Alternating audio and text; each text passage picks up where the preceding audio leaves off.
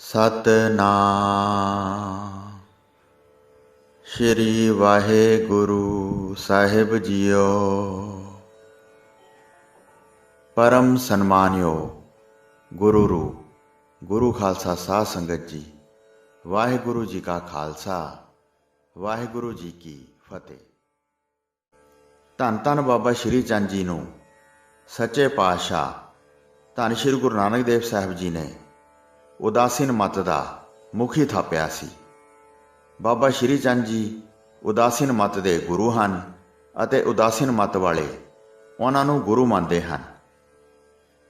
ਬਾਬਾ ਸ਼੍ਰੀ ਚੰਦ ਜੀ ਮਹਾਰਾਜ ਨੇ ਜਦੋਂ ਆਪਣੇ ਛੋਟੇ ਵੀਰ ਬਾਬਾ ਲਖਮੀ ਦਾਸ ਜੀ ਨੂੰ, ਜਦੋਂ ਉਹ ਸ਼ਿਕਾਰ ਖੇਡ ਕੇ ਆਏ ਤੇ ਨਾਲ ਮਰੇ ਹੋਏ ਹਰਨ ਵੀ ਚੁੱਕੀ ਆ ਰਹੇ ਸਨ, ਉਦੋਂ ਉਪਦੇਸ਼ ਦਿੱਤਾ ਕਿ ਸ਼ਿਕਾਰ ਖੇਡਣਾ ਠੀਕ ਨਹੀਂ। ਇਸ ਤਰ੍ਹਾਂ ਕਈ ਨਿਰਦੋਸ਼ ਜੀਆਂ ਦੀ ਜਾਨ ਜਾਂਦੀ ਹੈ ਤੇ ਤੁਹਾਨੂੰ ਇਸ ਦਾ ਲੇਖਾ ਦੇਣਾ ਪਵੇਗਾ। ਪਰ ਬਾਬਾ ਲਖਮੀ ਦਾਸ ਜੀ ਨੇ ਸਵਾਲ ਕੀਤਾ ਕਿ ਅਸੀਂ ਸਤਿਗੁਰੂ ਨਾਨਕ ਦੇਵ ਜੀ ਦੇ ਸਾਹਿਬਜ਼ਾਦੇ ਹਾਂ, ਸਾਨੂੰ ਵੀ ਲੇਖਾ ਦੇਣਾ ਪਵੇਗਾ। ਫਿਰ ਬਾਬਾ ਜੀ ਨੇ ਅੱਗੋਂ ਉੱਤਰ ਦਿੱਤਾ ਕਿ ਹਾਂ, ਜ਼ਰੂਰ ਦੇਣਾ ਪਵੇਗਾ। ਉੱਥੇ ਅਮਲਾਂ ਤੇ ਨਿਬੜਦੀ ਹੈ, ਕਿਸੇ ਦਾ ਲਿਹਾਜ਼ ਨਹੀਂ ਹੁੰਦਾ। ਇਹ ਸੁਣ ਕੇ ਲਖਮੀ ਦਾਸ ਜੀ ਕਿਸੇ ਅਨੋਖੇ ਰੰਗ ਵਿੱਚ ਰੰਗੇ ਗਏ। ਮਰੇ ਹੋਏ ਹਿਰਨਾਂ ਨੂੰ ਜਲ ਦਾ ਛੱਟਾ ਮਾਰ ਕੇ ਸੁਰਜੀਤ ਕਰ ਦਿੱਤਾ। ਫਿਰ ਜਾ ਕੇ ਘੋੜਾ ਤਿਆਰ ਕੀਤਾ। ਆਪਣੀ ਇਸਤਰੀ ਤੇ ਬਾਲਕ ਸ਼੍ਰੀ ਧਰਮਚੰਦ ਜੀ ਨੂੰ ਆਪਣੇ ਪਿੱਛੇ ਬਿਠਾ ਕੇ ਆ ਕੇ ਕਹਿਣ ਲੱਗੇ, ਲਓ ਵੀਰ ਜੀ, ਹੁਣੇ ਹੀ ਸੱਚਖੰਡ ਜਾ ਕੇ ਲੇਖਾ ਦਿਆਉਂਦੇ ਹਾਂ। ਇਹਨਾਂ ਆ ਕੇ ਘੋੜੇ ਸਣੇ ਆਕਾਸ਼ ਵਿੱਚ ਉਡਾਰੀ ਲਾ ਦਿੱਤੀ। ਅਚਾਨਕ ਬਾਬਾ ਜੀ ਨੇ ਉਤਾਂਹ ਵੱਲ ਵੇਖਿਆ ਤੇ ਖਿਆਲ ਆਇਆ ਕਿ ਇਸ ਤਰ੍ਹਾਂ ਤਾਂ ਸਾਡਾ ਬੇਦੀ ਬੰਸ ਖਤਮ ਹੋ ਜਾਏਗਾ। ਸਾਡੇ ਪਿਤਾ ਸ਼੍ਰੀ ਗੁਰੂ ਨਾਨਕ ਦੇਵ ਜੀ ਦਾ ਬੰਸ ਕਿਵੇਂ ਚੱਲੇਗਾ? ਇਸੇ ਸੋਚ ਵਿੱਚ ਹੀ ਘੋੜਾ 4 ਯੋਜਨ ਉੱਪਰ ਜਾ ਚੁੱਕਾ ਸੀ।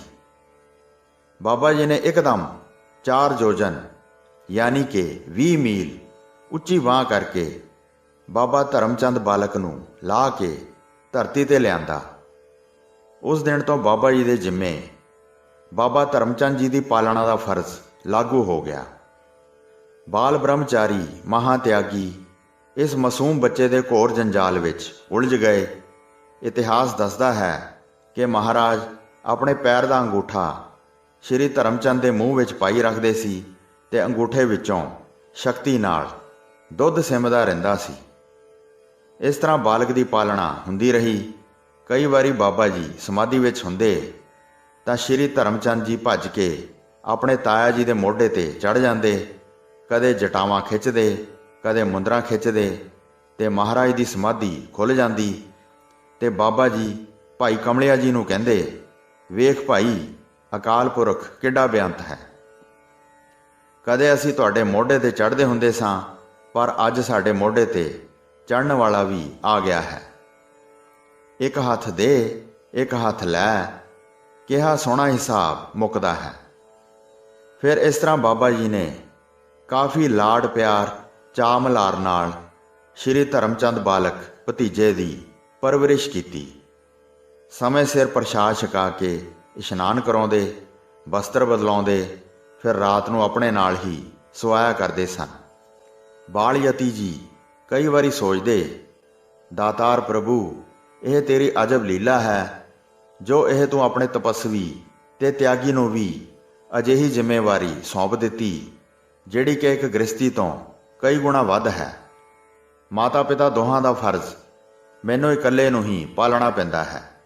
ਬੱਚੇ ਨੂੰ ਦੁੱਧ ਪਿਲਾਉਣਾ, ਇਸ਼ਨਾਨ ਕਰਾਉਣਾ, ਬਸਤਰ ਬਦਲਾਉਣੇ, ਸੁਚੇਤੇ ਕਰਾਉਣਾ, ਪ੍ਰਸ਼ਾਦ ਛਕਾਉਣਾ, ਲਾਡ ਪਿਆਰ ਕਰਨਾ, ਬੱਚੇ ਦੇ ਮੂੰਹੋਂ ਮੰਗੀ ਚੀਜ਼ ਲਿਆ ਕੇ ਦੇਣੀ, ਇਹ ਵੀ ਮੈਂ ਹੀ ਕਰਾਂ। ਤੂੰ ਮਾਲਕਾ ਧਨ ਹੈ। ਸੋ ਇਸ ਤਰ੍ਹਾਂ ਬਾਬਾ ਜੀ ਨੇ ਸ਼੍ਰੀ ਧਰਮਚੰਦ ਬਾਲਕ ਨੂੰ ਬੜੇ ਜਫਰ ਜਾਲ ਕੇ ਉੱਚਿਆਂ ਕੀਤਾ ਕਿ ਮੇਰਾ ਬੇਦੀ ਬੰਸ ਜਗ ਤੇ ਕਾਇਮ ਰਹੇ, ਮੇਰੇ ਪਿਤਾ ਦਾ ਨਾਂ ਬੰਸ ਦੇ ਤੌਰ ਤੇ ਅਟਲ ਰਵੇ। ਅਸਲ ਵਿੱਚ ਸੋਚਿਆ ਜਾਵੇ ਤਾਂ ਇਹ ਬਾਬਾ ਜੀ ਦਾ ਮਹਾਨ ਉਪਕਾਰ ਹੈ ਜੋ ਉਹਨਾਂ ਨੇ ਬੇਦੀ ਬੰਸ ਤੇ ਕੀਤਾ ਹੈ। ਭਾਵੇਂ ਬੇਦੀ ਸਾਹਿਬਜ਼ਾਦੇ ਹੁੰਦਿਆਂ ਹੋਇਆਂ ਫਰਜ਼ ਵੀ ਬਣਦਾ ਸੀ, पर इस घटना ਨੂੰ ਮੁੱਖ ਰੱਖ ਕੇ ਅਸੀਂ ਉਪਕਾਰ ਹੀ ਕਹਾਂਗੇ ਜੋ ਬਾਬਾ ਜੀ ਨੇ ਬੇਦੀ ਬੰਸ ਦੀ ਰੱਖਿਆ ਕੀਤੀ।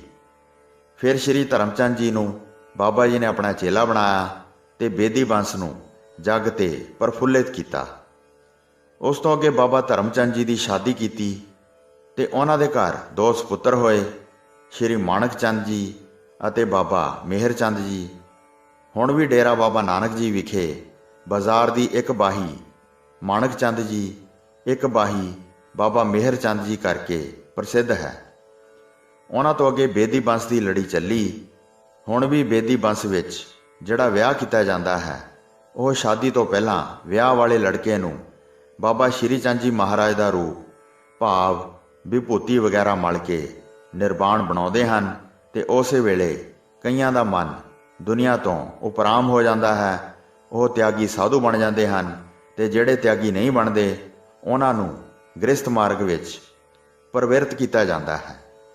ਸ਼੍ਰੀ ਗੁਰੂ ਨਾਨਕ ਦੇਵ ਜੀ ਦੇ ਜੋਤੀ ਜੋਤ ਸਮੋਣੇ ਦੀ ਸਮਾਧ ਜੋ ਰਾਵੀ ਦਰਿਆ ਦੇ ਕੰਢੇ ਉੱਤੇ ਸੀ, ਸੋ ਰਾਵੀ ਦਰਿਆ ਨੇ ਢਾਹ ਪਾ ਕੇ ਤੇ ਸਮਾਧ ਨੂੰ ਆਪਣੇ ਵਿੱਚ ਹੀ ਮਿਲਾਉਣਾ ਚਾਹਿਆ। ਤਿਸ ਜਗ੍ਹਾ ਜੋ ਚਾਦਰ ਦਾ ਸੰਸਕਾਰ ਕਰਕੇ ਵਿਭੂਤੀ ਗਾਗਰ ਵਿੱਚ ਪਾ ਕੇ ਸਮਾਧ ਦੇ ਹੇਠ ਰੱਖੀ ਹੋਈ ਸੀ, ਤਿਸ ਨੂੰ ਬਾਬਾ ਸ਼੍ਰੀ ਚੰਦ ਜੀ ਤੇ ਬਾਬਾ ਲਖਮੀ ਚੰਦ ਜੀ ਨੇ ਕੱਢ ਕੇ ਜਿੱਥੇ ਬਾਬਾ ਨਾਨਕ ਜੀ ਦਾ ਡੇਹਰਾ ਸਾਹਿਬ ਜੀ ਅਖਾਉਂਦਾ ਹੈ ਉੱਥੇ ਲਿਆਂਦਾ ਤੇ ਸ਼ਹਿਰ ਵਸਾਉਣ ਦੀ ਤਿਸ ਜਗ੍ਹਾ ਸਲਾਹ ਕੀਤੀ। ਸ਼ਹਿਰ ਦੀ ਬੁਨਿਆਦੀ ਨੀਂਹ ਰੱਖਣ ਸਮੇਂ ਭਾਈ ਕਮਲੀਏ ਨੂੰ ਭੇਜ ਕੇ ਬਾਬਾ ਬੁੱਢਾ ਜੀ ਨੂੰ ਸੱਦਿਆ ਤੇ ਬੜੀ ਧੂਮ-ਧਾਮ ਨਾਲ ਡੇਹਰਾ ਬਾਬਾ ਨਾਨਕ ਜੀ ਦੀ ਨੀਂਹ ਰੱਖੀ ਗਈ ਤੇ ਇਸ ਸੇਵਾ ਵਿੱਚ ਬਾਬਾ ਬੁੱਢਾ ਜੀ ਨੇ ਚੌਖਾ ਹਿੱਸਾ ਲਿਆ। ਜਦੋਂ ਕਮਲੀਆ ਤਲਵੰਡੀ ਬਾਬਾ ਬੁੱਢਾ ਜੀ ਦੇ ਪਾਸ ਆਇਆ ਤੇ ਸ਼ਹਿਰ ਬੰਨਣ ਦੀ ਗੱਲ ਸੁਣਾਈ ਤਾਂ ਰਾਤ ਨੂੰ ਬਾਬਾ ਜੀ ਦੇ ਪਾਸ ਹੀ ਰਿਹਾ। ਬਾਬਾ ਜੀ ਨੇ ਕਮਲੀਏ ਨੂੰ ਆਖਿਆ, ਭਾਈ ਕਮਲੀਆ, ਸਾਨੂੰ ਇਕੱਠੇ ਰਹਿੰਦਿਆਂ ਗੁਰੂ ਜੀ ਦੇ ਪਾਸ ਚਿਰ ਹੋ ਗਿਆ ਹੈ, ਪਰ ਆਪ ਪਾਸੋਂ ਕਦੀ ਇਕੰਤ ਗੱਲ ਨਹੀਂ ਸੀ ਪੁੱਛੀ। ਸੋ ਤੁਸੀਂ ਦੱਸੋ ਕਿ ਗੁਰੂ ਜੀ ਨੂੰ ਕਦੋਂ ਤੇ ਕਿਸ ਤਰ੍ਹਾਂ ਨਾਲ ਮਿਲੇ ਅਤੇ ਤੁਹਾਡੀ ਜਾਤੀ ਦਾ ਵੀ ਮੈਨੂੰ ਅੱਜ ਤੱਕ ਪਤਾ ਨਹੀਂ, ਸੋ ਕਿਰਪਾ ਕਰਕੇ ਸੁਣਾਓ। ਭਾਈ ਕਮਲੀਆ ਜੀ ਆਖਣ ਲੱਗੇ, ਜਦੋਂ ਗੁਰੂ ਜੀ 1575 ਬਿਕਰਮੀ ਨੂੰ ਮਨਕੋਟ ਸ਼ਹਿਰ ਗਏ ਹਨ, ਉਸ ਵਕਤ ਮੈਂ ਛੋਟੀ ਉਮਰ ਦਾ ਹੀ ਮਾਸ ਮੱਛੀ ਖਾਂਦਾ ਹੁੰਦਾ ਸੀ। ਗੁਰੂ ਜੀ ਦੇ ਉਪਦੇਸ਼ ਨਾਲ ਮੇਰੀ ਪ੍ਰੀਤ ਗੁਰੂ ਚਰਨਾਂ ਨਾਲ ਲੱਗੀ ਤੇ ਨਵਾਂ ਜੀਵਨ ਪ੍ਰਾਪਤ ਹੋ ਗਿਆ। ਸਤਿਗੁਰਾਂ ਨੇ ਨਾਮਦਾਨ ਬਖਸ਼ ਕੇ ਮੇਰੇ ਜਨਮ ਦਾ ਸੁਧਾਰ ਕੀਤਾ।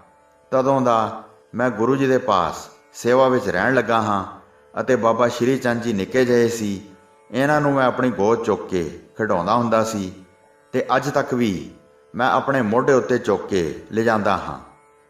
ਬਾਬਾ ਸ਼੍ਰੀ ਚੰਦ ਜੀ ਭਾਈ ਕਮਲੀਆ ਜੀ ਦੇ ਮੋਢੇ ਉੱਤੇ ਸਵਾਰ ਹੋ ਕੇ ਹੀ ਇੱਧਰ ਉੱਧਰ ਜਾਇਆ ਕਰਦੇ ਸਨ। ਇਹ ਸੁਣ ਕੇ ਬਾਬਾ ਬੁੱਢਾ ਜੀ ਨੇ ਆਖਿਆ, ਭਾਈ ਕਮਲੀਆ, ਤੂੰ ਤਾਂ ਧਨ ਹੈ ਜਿਸ ਪਰ ਗੁਰੂ ਜੀ ਦੀ ਮਿਹਰ ਹੋਈ ਹੈ। ਭਾਈ ਕਮਲੀਆ ਹਰ ਸਮੇਂ ਇੱਕ ਗੋਦੜੀ ਰੱਖਦਾ ਹੁੰਦਾ ਸੀ, ਜਿਸ ਕਰਕੇ ਇਸ ਦਾ ਨਾਮ ਗੋਦੜੀਆ ਵੀ ਪੈ ਗਿਆ ਸੀ ਤੇ ਇਤਿਹਾਸਾਂ ਵਿੱਚ ਦੋਵੇਂ ਨਾਮ ਵਰਤੇ ਜਾਂਦੇ ਹਨ।